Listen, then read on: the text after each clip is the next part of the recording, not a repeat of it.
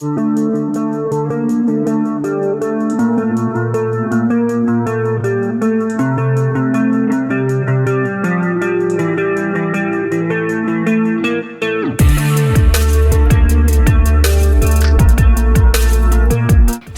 des difficultés et arriver à en faire une force, c'est l'histoire inspirante d'Armand Toinet. À l'âge de 19 ans, Armand était diagnostiqué atteint d'une sclérose en plaques. C'est une maladie neurologique qui évolue et dont on ne guérit pas. Même si ça a été un choc au début, Armand a su rebondir et se mettre au défi. Aujourd'hui, il vit son rêve d'être aventurier et il partage ses histoires grâce à des conférences. En rencontrant les gens, il veut sensibiliser à la maladie, mais surtout transmettre un message. Tout le monde a des problèmes, mais aussi la force mentale pour faire de grandes choses.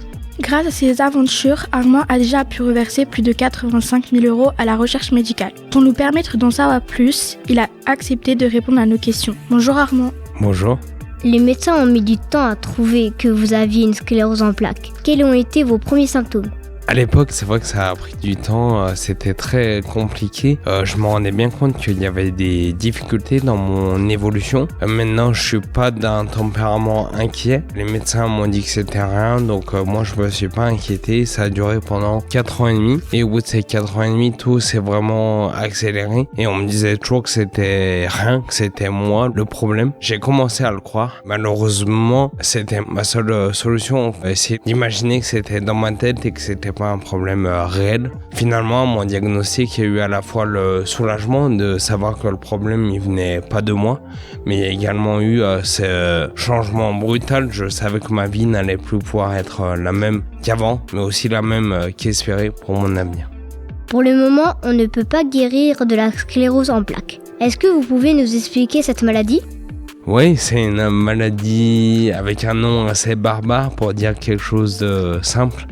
Une sclérose en plaques, c'est une maladie du système nerveux central, le cerveau, la moelle épinière. Ça, c'est l'ordinateur du corps humain. Mon ordinateur, il marche moins bien que l'ordinateur des autres personnes. Les messages envoyés par mon ordinateur à mon corps vont être ralentis, vont être altérés. Je parle bien des messages, ça veut dire que c'est pas forcément les bons, ou ils vont plus exister du tout. Et en fonction de l'endroit où est la maladie dans mon ordinateur, je peux avoir différents symptômes. Dans mon cas, c'est des problèmes d'élocution, de vue, d'audition, d'équilibre, de coordination et pas mal d'autres choses. Pour d'autres malades, ça va être des douleurs, ça va être des problèmes de sensibilité, des problèmes de mémoire, des problèmes de marche. Ça peut être tout ce que vous pouvez imaginer.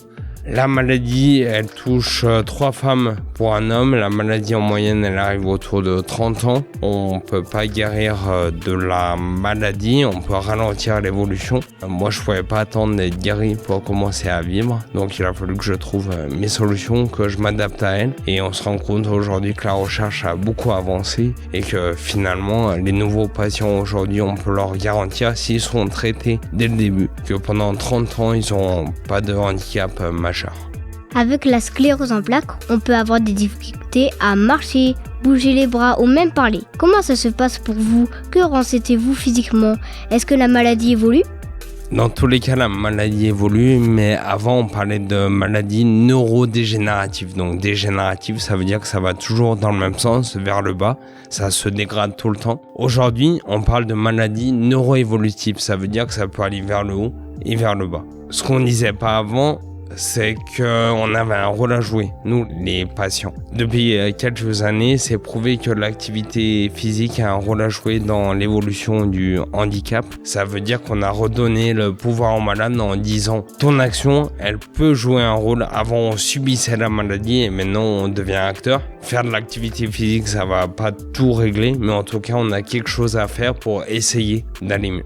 J'en ai parlé un peu de mes symptômes, la question juste avant. Encore une fois, tous les malades sont différents, tout le monde a des handicaps différents, tout le monde a des solutions différentes. Ce qui a marché pour moi, ça veut pas dire que pour un autre malade, ça va fonctionner. Voilà, c'est à chacun d'entre nous de trouver son équilibre. Et moi, j'ai trouvé le mien et j'ai une vie que jamais j'aurais eue avant les handicaps, avant la maladie. Vous avez diagnostiqué la maladie quand vous aviez 19 ans. Ça a été très dur pour vous au début. Comment avez-vous fait pour retrouver le moral ? C'était un long cheminement pour retrouver le moral. Évidemment, au début, tout s'écroule, c'est hyper compliqué. Tous nos projets sont anéantis. Toute notre vision du monde est réduite à zéro dans le sens où il faut concevoir le bonheur, la réussite d'une vie d'une autre manière et ça, il faut du temps pour le comprendre. J'ai commencé à réagir 3 ans après mon diagnostic, 3 ans où j'ai rien fait de ma vie, mais cette période très compliquée mentalement a aussi permis de construire les bases, les fondations de ce que j'ai fait après.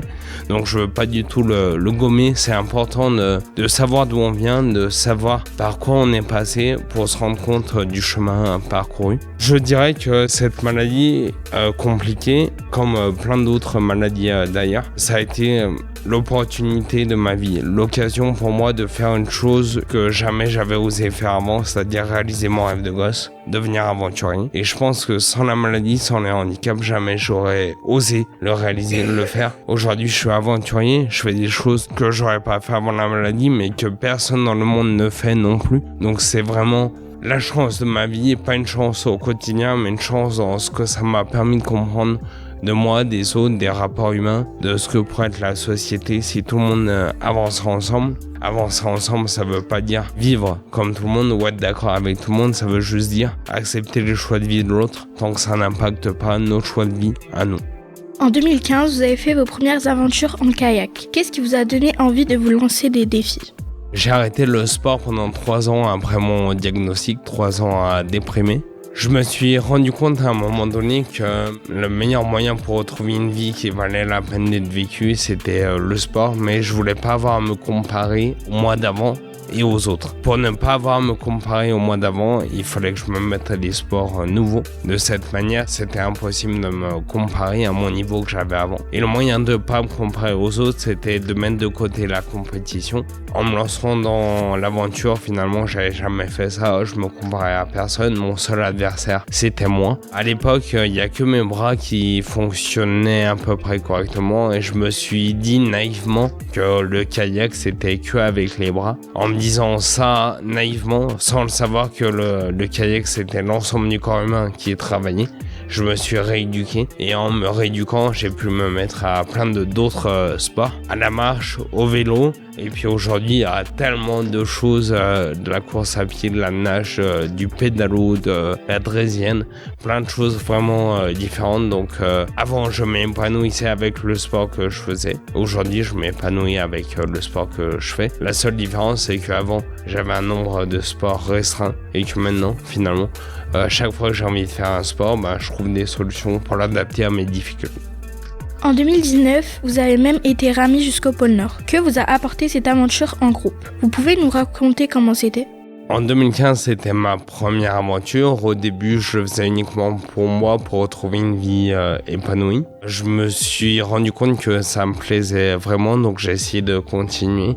Mais je dirais que l'aventure en pôle Nord en kayak, ça m'a permis de comprendre que je faisais pas uniquement ça pour moi. Avant 2019, je faisais du sport pour du sport, je faisais l'aventure pour de l'aventure et il a fallu en fait que je donne un sens à tout ce que je faisais. L'aventure en kayak au pôle Nord, elle m'a permis de comprendre que ma passion pour l'aventure pouvait devenir mon métier. Ça, je l'ai compris en 2019 et pourtant, il a fallu encore des années avant de trouver mon équilibre. Quelque chose qui m'a énormément aidé dans l'aventure en kayak au pôle Nord, c'est notamment l'ours polaire. L'ours polaire qui, à tout moment, peut venir me manger et l'ours polaire, il va pas me juger. S'il a 2 mètres de moi prêt à me manger, il va pas s'arrêter pour savoir si je suis handicapé ou non. De la même manière, un ours polaire va pas s'arrêter vers quelqu'un qui n'a pas de maladie pour demander s'il va bien ou non. Je me suis dit que nous, êtres humains, on était aussi des animaux et que nous, bizarrement, on voyait les différences avant les points communs. Donc j'ai beaucoup réfléchi, ça m'a permis aussi d'avancer dans ma réflexion personnelle. Aujourd'hui, à chaque aventure, j'apprends des choses de moi, je pousse mes réflexions. Ma vie de malade, mettre dans ma vie d'aventurier, ma vie d'aventurier, mettre dans ma vie de malade. Donc c'est vraiment un équilibre. Et je trouve que c'est tellement plus facile de réaliser une aventure que de se remettre mentalement d'une maladie. Que si j'ai réussi à me remettre mentalement d'une maladie, je peux bien réussir à faire quelques aventures. Quel type de problème vous pouvez rencontrer quand vous partez en aventure, en pédalo, à pied ou à vélo ? On peut rencontrer plein de problèmes et d'ailleurs si on veut pas de problème, on part pas à l'aventure. De la même manière, si on veut pas de problème, on devient pas handicapé. Maintenant, partir à l'aventure, ça c'est moi qui le décide. Devenir handicapé, j'ai pas choisi de le devenir. Quand un problème survient en aventure, il y a deux choix. Soit on abandonne, soit on essaye de trouver des solutions. Et moi j'ai compris que les problèmes que j'avais en aventure, c'était choisi, même si on choisit pas que le problème il arrive. Donc c'était à moi de trouver les solutions. C'est plus facile de trouver des solutions pour quelque chose qu'on a choisi que pour quelque chose qu'on n'a pas choisi. Les problèmes, ça peut être des rencontres pas très agréables, même s'il n'y en a pas beaucoup. Et on se rend compte que les rencontres pas très agréables, c'est souvent par rapport à l'être humain et pas du tout par rapport aux animaux. Les animaux, souvent, ils viennent nous voir en se demandant qu'est-ce qu'on fait là. Puis ils repartent une fois qu'ils voient qu'on n'a rien à manger ou qu'on n'est pas offensif. Les êtres humains, souvent, quand ils viennent nous embêter, c'est pour nous embêter. Enfin, le seul but de venir embêter quelqu'un, c'est de l'embêter. Maintenant, la météo, elle est difficile à gérer. Il faut prévoir aussi les risques de blessures. En randonnée, la chute. Quand on est en mer, en kayak ou en pédalo, la météo a une grosse influence, donc il faut tout anticiper. On peut avoir des problèmes pour la gestion de l'eau, de l'électricité, de la nourriture. On peut avoir plein de soucis. Ma dernière aventure, je suis tombé malade et pourtant il fallait pas abandonner parce que je savais qu'une fois que j'allais aller mieux, j'allais pouvoir reprendre mon rythme de croisière. Donc c'est toutes des choses à gérer et gérer dans la vie perso. Tout le monde a des problèmes et tout le monde a des galères. Quand on est en aventure, qu'on arrive à gérer des galères, ça m'aide aussi à gérer mes galères au quotidien dans ma vie perso. Donc c'est une opportunité pour vivre bien sa vie avec les problèmes et pas contre les problèmes. Lors de vos voyages, vous discutez avec des gens. Quelle est votre plus belle rencontre ? Moi, j'étais l'élève timide, j'osais pas lever la main en cours, alors qu'on était que 25 dans la classe. Je me mettais dans un coin, je faisais pas de bruit. C'est vrai que ma maladie, elle m'a beaucoup apporté, physiquement, mentalement, socialement. Aujourd'hui, je me retrouve à parler à la fois en aventure, mais aussi en conférence devant des centaines et des centaines de personnes. En 10 ans, c'est 60 000 personnes qui ont entendu mes paroles. En aventure, c'est moins, mais en aventure, j'ai plus le temps de parler, d'échanger, de rencontrer. Au début de la maladie, je me suis renfermé sur moi. Je voulais que le regard des autres n'existe plus. La seule chose que j'ai faite en me renfermant sur moi, c'est ne plus voir le regard des autres, même si il existait. Ce regard des autres, j'ai compris que je pourrais jamais l'enlever. Deux choix, soit on le subit, soit on devient acteur de ça. Et aujourd'hui, le but, c'est de réaliser des aventures où j'attire le regard des autres. Et en attirant le regard des autres, le but, c'est essayer de le modifier. Je fais des aventures un peu originales où les gens se demandent pourquoi je suis là avec ce genre d'appareil, comme le pédalo, comme la draisienne, comme fauteuil roulant. Et en fait, ça permet d'attirer le regard, d'aborder les personnes, qu'elles se posent des questions, qu'elles viennent me poser des questions. Et moi, j'essaye de leur amener un regard positif sur la différence en général. Donc ma plus belle rencontre, il y en a eu plein, c'est dur de choisir. Je dirais que ma plus belle rencontre, c'est l'ours polaire. L'ours polaire, c'est lui qui m'a fait comprendre qu'on était tous différents et pourtant on était tous les mêmes. On a tous deux bras, deux jambes, un cœur qui bat. Et en fait, avec nos différences, on est tous unis. On est tous unis, on fonctionne tous de la même manière. Et ça, c'est quelqu'un de non humain qui me l'a fait comprendre. Et ce non humain, il n'a pas eu besoin de parler pour me le faire comprendre. Pourquoi vous a-t-il fallu 6 ans pour vous considérer comme un véritable aventurier ? Il n'y a pas d'école d'aventurier. Il suffit pas d'avoir un diplôme pour le devenir. Le seul moyen de devenir aventurier, c'est de se lancer des défis, d'apprendre de ses erreurs, de se tromper beaucoup, de réussir parfois. Et en fait, c'est les échecs, le fait de trouver des solutions qui m'ont permis d'avancer et de comprendre beaucoup de choses, d'essayer de pas refaire ses erreurs. Voilà, c'est l'expérience qui permet d'un jour de se dire « Ah oui, d'accord, j'ai fait tout ça, j'ai beaucoup appris, je peux me considérer comme aventurier. J'ai pas de diplôme, mais j'ai appris beaucoup de choses qui seront jamais reconnues par n'importe lequel des diplômes. Pour moi, la meilleure école, c'est l'école de la vie. Et c'est important de passer par l'enseignement généraliste, c'est-à-dire si vous faites depuis la maternelle jusqu'au collège, ça va vous construire et vous avez les bases pour la suite de votre vie. Depuis 2015, vous avez fait de nombreux défis et aventures. Quel est votre plus beau souvenir ? Encore une fois, c'est très compliqué de choisir. Des souvenirs, j'en ai plein la tête et ça fait 10 ans que je réalise des aventures. 10 ans de souvenirs, 10 ans d'expérience, 10 ans qui m'ont permis d'avancer. Je pense que mon plus beau souvenir, c'est la première fois où j'ai été à nouveau fier de moi, fier de ce que j'avais fait. Ma première aventure a été pour moi la plus compliquée. Parce que j'avais jamais fait ça, parce que j'étais seul, parce que c'était une découverte absolue. L'arrivée de ma première aventure, où je me suis totalement effondré parce que enfin je pouvais me dire ok, tu peux faire des choses bien dans ta vie. Ça a été pour moi mon souvenir le plus intense. Je pensais après ça pouvoir retrouver une vie normale, celle que j'avais avant. Et en fait, quand je suis revenu dans ma vie normale, devant mon écran d'ordinateur à travailler, je me suis dit mais c'est pas ça la vie, c'est pas celle en tout cas que je veux. Donc j'ai décidé de continuer mes aventures. Ça correspondait à un moment difficile de ma maladie où physiquement j'allais moins bien, où mentalement ça descendait. Donc il a fallu aussi trouver une autre manière de faire, une autre manière d'envisager l'aventure. Ça a été très long. Je dirais qu'il m'a fallu, après ma première aventure, il m'a fallu 4 ans avant de vraiment rebondir et pas faire du sport uniquement pour du sport. C'est vraiment un chemin où à la fois l'aventure et à la fois le côté maladie m'a permis d'évoluer. Vous faites beaucoup de conférences et vous allez aussi dans les écoles. Pourquoi c'est important pour vous de partager vos histoires et vos aventures ? La transmission est importante. Moi, j'aurais adoré à votre âge qu'un jeune vienne me parler en me disant la différence, ça peut être une chance, une opportunité. J'essaye de devenir l'exemple que j'aurais aimé avoir. Un exemple qui m'aurait dit vas-y, ose, fonce, essaye. Tes seules limites, c'est toi qui vas les choisir. Aujourd'hui, ce que je peux vous affirmer, c'est que mes vraies limites, c'est moi qui les choisis. C'est pas ma maladie qui les détermine. En règle générale, pour tout le monde, nos limites, on les choisit tous. Montrer ça aux jeunes, leur prouver que la différence peut être une opportunité, c'est crucial. Encore une fois, tout le monde n'est pas malade ou handicapé, mais tout le monde est différent, tout le monde a des expériences différentes, tout le monde a des freins, des barrières différentes, et en fait on peut tous arriver à les dépasser, pas en se battant contre elles, mais en essayant d'avancer d'une autre manière. Venir parler auprès des jeunes notamment, c'est aussi construire la société de demain.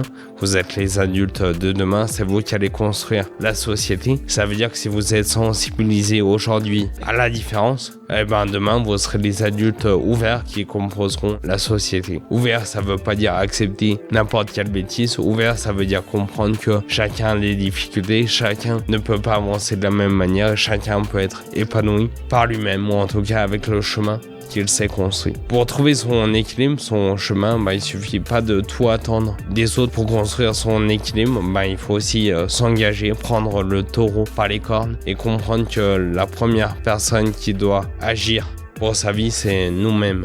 Et une fois qu'on a fait le premier pas, toute l'aide qui est autour de nous, elle peut réellement fonctionner. Aujourd'hui, vous faites du théâtre et même des films. Est-ce que vous pouvez nous en dire plus ?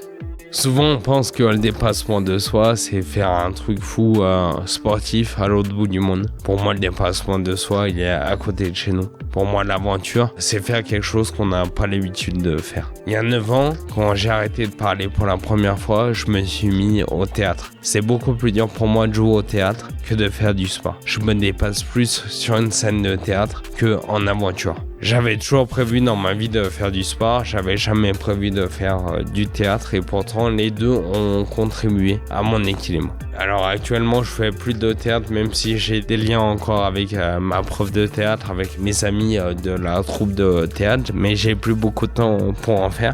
Le théâtre m'a permis de reprendre confiance en moi, m'a permis de trouver une autre manière de communiquer. Vous l'entendez, je parle pas d'une voix qu'on a l'habitude d'entendre. Mais en fait, quand j'ai perdu ma voix, là, j'ai tout perdu et on se rend compte de l'importance des choses quand on les perd. Aujourd'hui, parler, c'est devenu mon métier, alors que parler, c'est le plus compliqué pour moi, c'est le plus fatigant pour moi. C'est pas parce que c'est dur qu'il faut pas le faire, c'est justement parce que c'est dur que la victoire à l'arrivée, elle est encore plus belle. Dans mes aventures, c'est un peu pareil, si je suis sûr d'aller au bout quand je prépare l'aventure, j'ai pas envie de la réaliser parce que ça veut dire que je suis pas assez ambitieux, ça veut dire que je me sous-estime.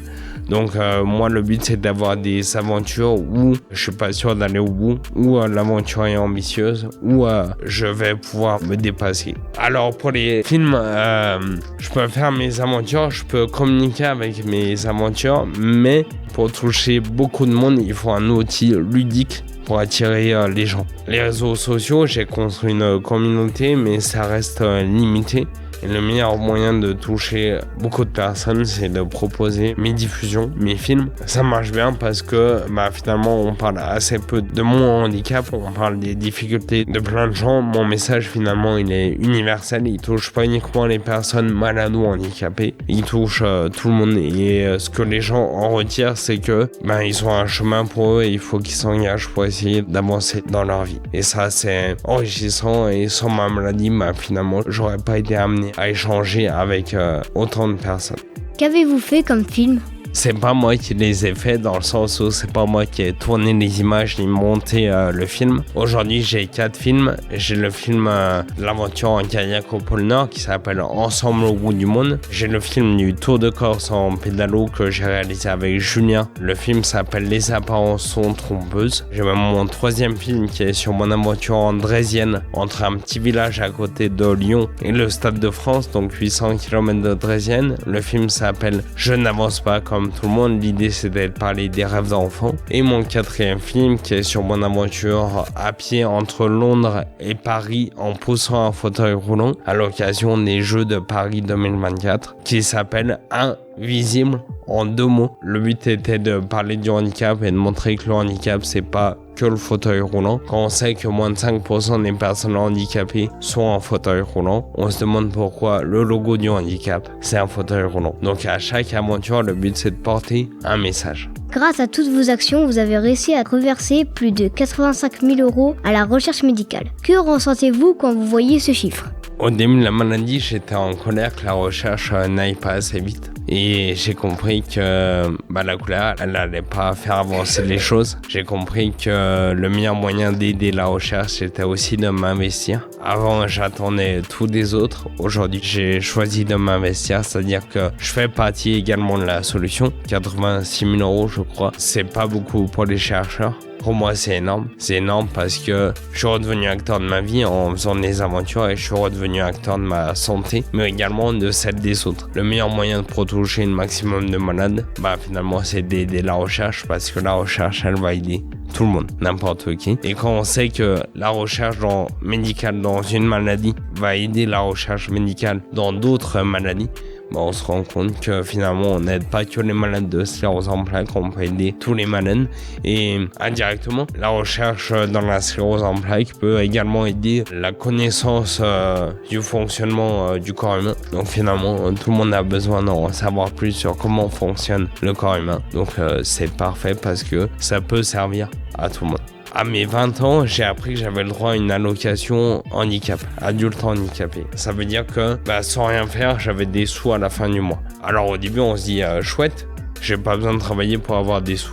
Et après, on se rend compte que c'est pas le meilleur moyen pour être réintégré à la société. Le meilleur moyen pour être réintégré à la société, c'est qu'on nous donne une place. Cette place, il a fallu aller la chercher. Je pense que je l'ai trouvée aujourd'hui avec tous les messages que j'essaye de porter. L'argent que j'ai reçu de l'État, mon but c'est de pouvoir le réinvestir dans la recherche. C'est pas l'argent d'Armand que je réinvestis dans la recherche, mais c'est par mon engagement que j'arrive aujourd'hui à une somme équivalente à celle que j'ai reçue pour m'aider à passer la période compliquée de ma vie.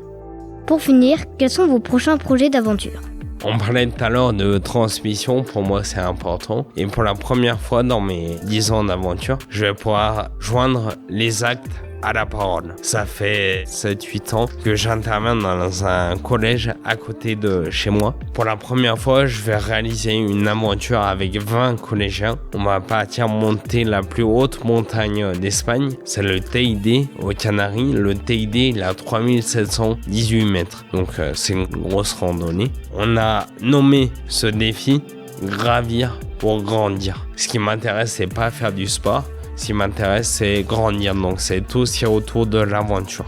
On a proposé à une classe de spécialité espagnole cette aventure, tout le monde a été OK. Sur les 20 élèves qui partiront, il y en a à peu près la moitié qui sont pas du tout sportifs. Le but, c'est de voir comment l'esprit d'équipe, le dépassement de soi, l'entraide peut nous permettre de tous réaliser une aventure assez incroyable. On est encore une fois pas sûr d'arriver tous en haut. Par contre, ce qu'on est sûr, c'est qu'on va tous accumuler de l'expérience, comprendre le monde différemment, comprendre qu'on est tous interconnectés, comprendre qu'ensemble on peut aller plus loin. Il faut évidemment s'entraîner, il faut également communiquer, il faut aller trouver des sous, il faut créer une dynamique de groupe pour réussir ensemble. Et je crois que c'est le plus important, comprendre que quand on est un groupe, le meilleur moyen d'aller plus loin, c'est de travailler ensemble dans le sens où tout le monde n'a pas les mêmes facilités dans chaque domaine. Et d'ailleurs, on part avec une jeune en situation de handicap qui a des difficultés au niveau scolaire. Et c'est pas elle qui galère le plus à marcher. Et ça fait aussi du bien aux autres de voir que les difficultés,